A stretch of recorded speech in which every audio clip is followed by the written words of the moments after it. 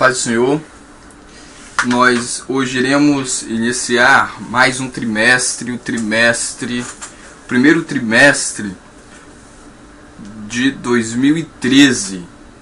E com o primeiro trimestre, logicamente, a primeira lição, a lição de número 1. O título da lição é A Apostasia no Reino de Israel. Estamos aqui vendo que o nosso tema desta primeira lição irá tratar da apostasia no reino de Israel. E no segundo slide, o nosso objetivo agora nesta lição é identificar as causas e os agentes da apostasia em Israel. O segundo objetivo é conscientizar-se sobre os perigos da apostasia. E por fim, em terceiro lugar, compreender quais foram as consequências da apostasia para Israel. Sendo assim, passemos para o texto áureo que se encontra registrado em 1 Reis, capítulo 16, versículo 31, que diz assim: E sucedeu que, como se fora coisa leve andar nos pecados de Jeroboão, filho de Nabate, ainda tomou por mulher a Jezabel, filha de Etibaal, rei dos Sidônios, e foi e serviu a Baal e se curvou diante dele. A verdade prática diz assim: a apostasia na história do povo de Deus é um perigo real e não uma mera abstração. Por isso, vigiemos. A leitura bíblica em classe se encontra em 1 Reis, capítulo 16, dos versículos 29 ao 34. A história do povo de Israel se inicia bem antes, lá com Abraão. Abraão gerou Isaac, Isaac gerou Jacó, Jacó gerou José. O povo de Israel foi para o Egito, ficou no Egito ali 40 anos. 400 anos. Depois desses 400 anos, o povo sai, liderado por Moisés, entra na terra de Canaã com Josué e Caleb. Depois vem Samuel, no tempo dos juízes, enfim, vem Samuel. Depois Saul, depois de Saul Davi, Salomão. E depois de Salomão começa a introduzir com seus casamentos, com as 700 esposas que ele possuía, fazendo alianças com outros povos. Salomão introduz de forma sutil ao começo e na sua velhice escancaradamente culto a outros deuses.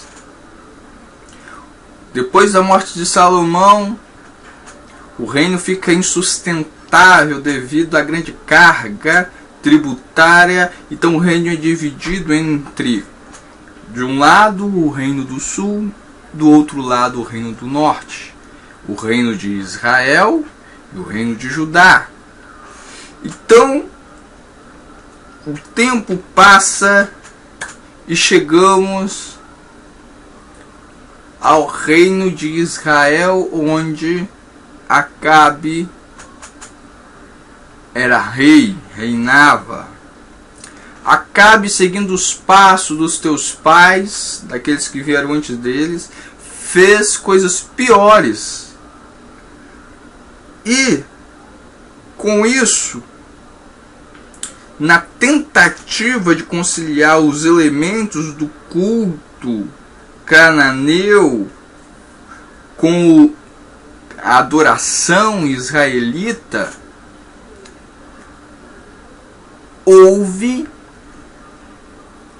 gerou a apostasia. E o povo apostatou-se. Apostasia é diferente de heresia. Heresia é quando eu nego um artigo de fé. Apostasia é a negação total da fé, é o abandono da fé.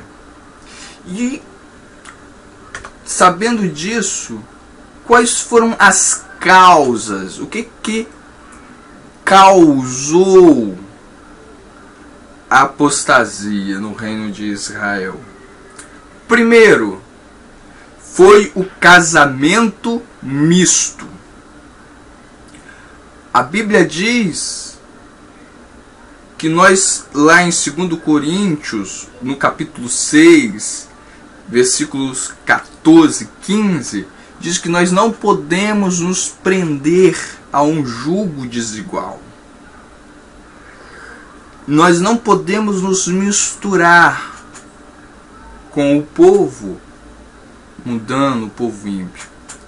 E Acabe, para fazer aliança com os povos, com o povo de outras nações, seguiu o mesmo passo do rei Salomão e casou-se com Jezabel. Acabe adorava, o povo de Israel adorava ao verdadeiro Deus, ao Deus de Abraão, ao Deus de Isaac, ao Deus de Jacó. Já Jezabel, não. É um perigo muito grande quando a igreja do Senhor quer fazer aliança com o outro povo, com o povo ímpio, a fim de agradá-los. A apostasia começa quando eu faço aliança com o mundo, com interesses econômicos, com interesses financeiros. Esta aliança, esse casamento, não dá certo. E é em qualquer sentido. Nós não devemos de ter comunhão, não há comunhão com luz, com trevas. O segundo ponto que defragou aí, que causou a apostasia, foi a institucionalização da idolatria. Junto com Jezabel não veio sozinha. Junto com Jezabel tinha a carga de maus costumes que ela trazia com ela. Tinha a carga da idolatria e tinha também todo o império espiritual que ela estava trazendo para dentro de Israel. Então, com este casamento, Acabe institucionaliza a idolatria em Israel e patrocina o culto a Baal. Então essas foram as duas principais causas da apostasia. Primeiro, o casamento misto. Segundo, a institucionalização da idolatria.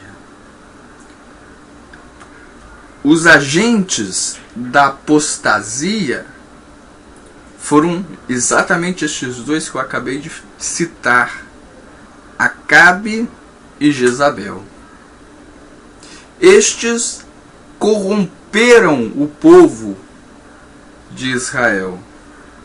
E qual foi a consequência desta apostasia e desta corrupção? A perda de identidade nacional e espiritual.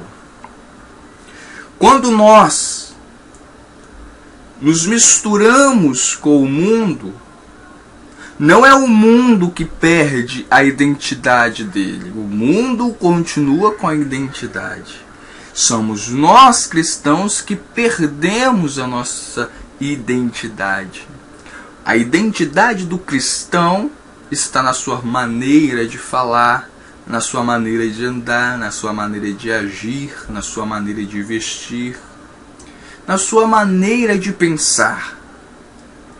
O mundo, o sistema mundano, não pensa como um cristão, não age como um cristão, não vive como um cristão, não anda como um cristão. E nós, cristãos, crentes em Cristo Jesus, nós temos uma identidade espiritual. E nós conhecemos o cristão à medida que ele fala, à medida que ele anda, à medida que ele ouve, da forma que ele olha. Em tudo isso se revela o verdadeiro cristão.